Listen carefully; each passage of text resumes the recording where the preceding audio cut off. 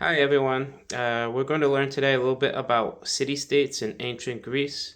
City-state in ancient Greece refers to the community structure in which people lived. It's an actual city in the countryside surrounding it, and the city is governed by itself. So there is no like larger state like in Massachusetts or even a country like the United States. Each individual city state in Greece ruled over itself, and many of them had different forms of government, which we will learn about in the next few weeks.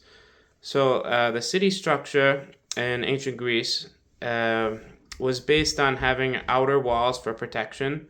They also had religious structures like temples and government buildings. And they also had a central market area called an agora where people could meet, discuss ideas, and sell their products. Okay, the majority of the people lived inside the city of the polis, whereas farmers would live on the outside of the city. When there was a meeting, for example, in Athens, when there was a meeting of the citizens, the people who lived outside the city would come in and they could participate in the democracy of Athens.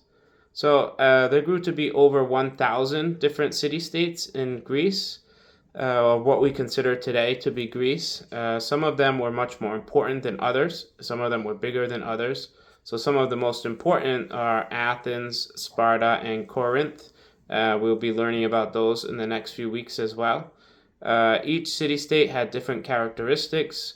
Some of them had a strong army, some had a monarchy or a king. Some of them had a democracy, which means rule by the people.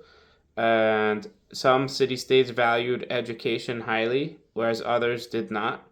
And the role of women changed greatly from one city state to another, which we will learn about as well.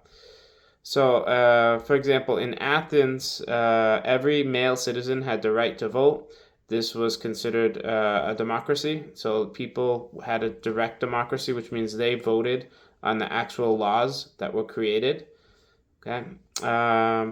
The reason why the Greek city states developed is because of the physical geography of the region.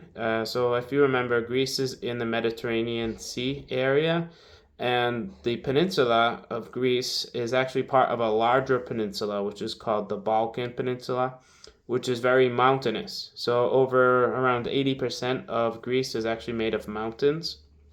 And there are also many islands in the Aegean Sea and the Ionian Sea, which had city states on them as well.